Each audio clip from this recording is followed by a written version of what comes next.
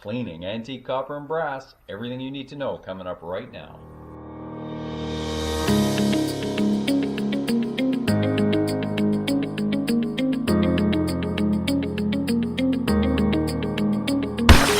Hi, welcome back to Antique Quest.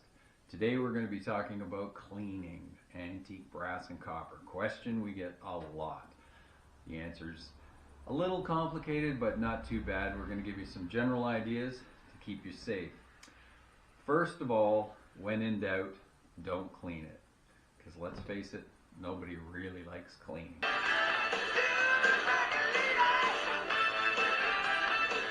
Secondly, it depends on the item.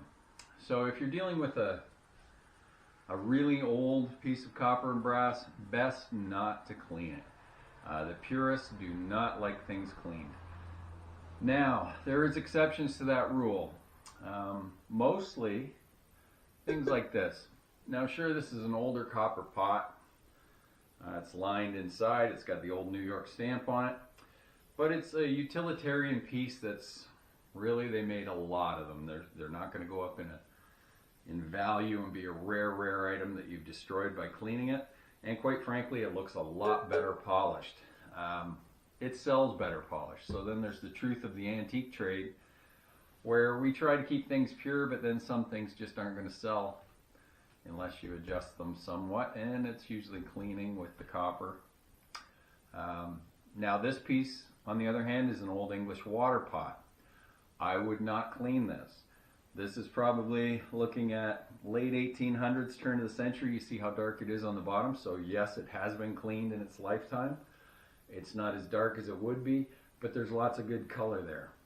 Excuse me. There's lots of good patina is what they call it. Now, patina is just built up over years and years of soft rubbing, mild cleaning, but not abrasive cleaning where you're scratching through right back down to the original copper, which is what's happened over here.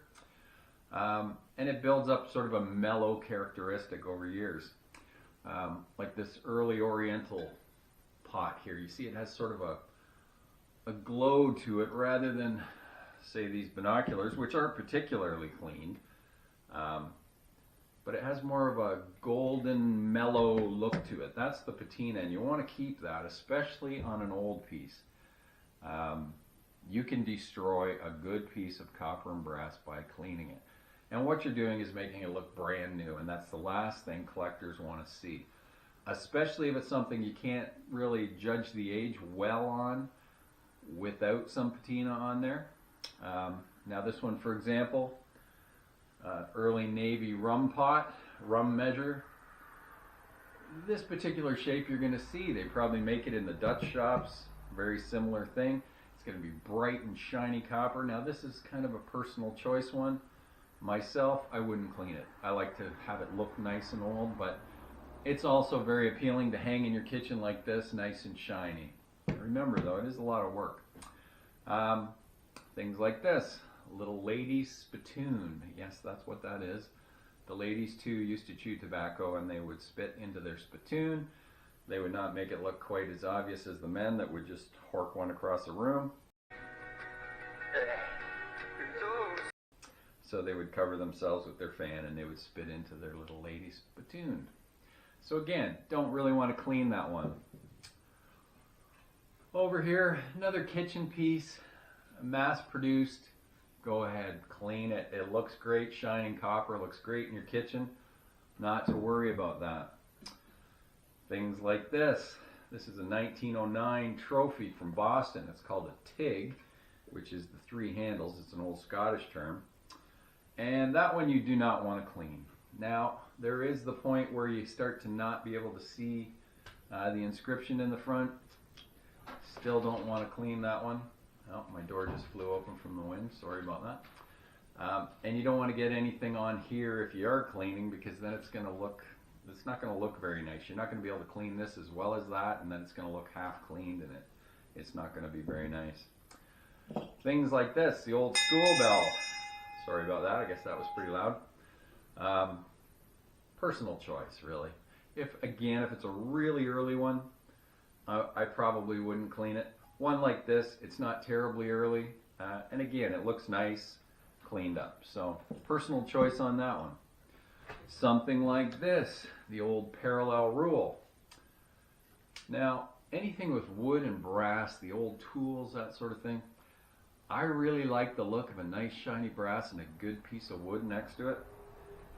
This one would be rather tricky to clean and make it look good. And you don't want to start rubbing it where you're going to rub the wood around the brass, because then that's going to look awful. So it's rather difficult to get it to look just right by cleaning the brass without cleaning the wood, which you don't want to do. Small tools like that, you know, the old measuring tools, they look great polished up. I'd polish them up myself. Binoculars, now, if you're using it as a display piece on a shelf, something like that, they look nice polished up. Now this one has a bit of a warm glow to it. It hasn't been polished in quite a while, and it most likely had leather wrapped around here to begin with anyway, that's long gone. That's kind of, again, a personal choice. It's mass produced, it's not one of a kind. You're not going to destroy the value by cleaning it. It really isn't going to make a whole lot of difference unless it's a rare piece. When in doubt, don't clean it. Something like this, nice little 18th century brass teapot, has been cleaned too much, far too much. It's lined inside, but now it's not worth nearly as much because it's polished and it looks newer. Again, it probably hasn't been polished in a while. Still, all those years of nice patina are gone. Another copper piece here. This one again has been polished at some time, but it still has a lot of its old, you have the verdigris here coming around, the green color that you get on the old brass and copper.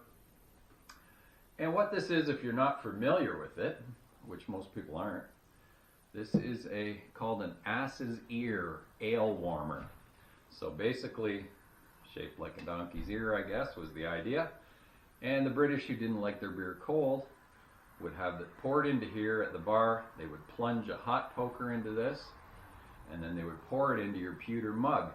The reason they didn't put the plunger in your pewter mug is pewter would melt quicker than the copper. So it wouldn't damage the mug going into here first. They'd heat up the ale, pour it in, and that's for the English who like their beer warmed. So, different items is really the answer to the question. So, if it's really old, I wouldn't clean it. You're going to ruin what's called patina, which collectors look for. I went into a house once and there was a beautiful horse weather vane. And it would have been beautiful and green, and the people told me about how long it took to polish, and it was blazing shiny copper. Destroyed the value of it. A good old weather vane's worth a lot of money. Once it becomes something that looks like the reproduction shop built it, nobody really wants it. So that's what to keep in mind with brass and copper. Not a great trick to it, and remember, we'd rather not be cleaning anyway if we didn't have to. You can clean it with a damp cloth. You know, you can wipe it down and wash it like you would have dishes, but don't get something abrasive out and scrub it. If you are looking for something that you want to polish, like these two, or say like a bell or something like that, there's a great product. We use it all the time on silver, and it's going to be in our silver video that's coming up. It's called FLITZ. You can find it at Amazon. I will provide a link down here just so you know what you're looking for. And it's like a toothpaste. And you just rub it on, you leave it for a very short time, and then you just rub it off. Now the beauty of FLITZ is not only does it work extremely well, it has no sulfur smell. So when you're dealing with cleaning silver and they all smell horrible and it gets on your hands afterwards and that awful sulfur smell, FLITZ doesn't have any of that. You just wash it off your hands and it's like you never touched it. So I hope that answers a few questions. I'm sure you folks probably have some other tips. If you do, please leave them in the comments below. The idea is to share some information here, and hopefully I've saved you a lot of work cleaning. And also, please, we'd like to encourage you to subscribe. That's that red button down in that corner. And if you do want to be notified whenever we put on a new video, you click the subscribe button, then a bell will come up. That's for notifications. You click that, and then it will let you know anytime we have a video. We sure would appreciate that. It helps us build the channel, and we would like to see some ideas from you too. A video you'd like us to make on anything associated with antiques or auctioning. You just let us know in the comments below. Thanks again. Bye-bye.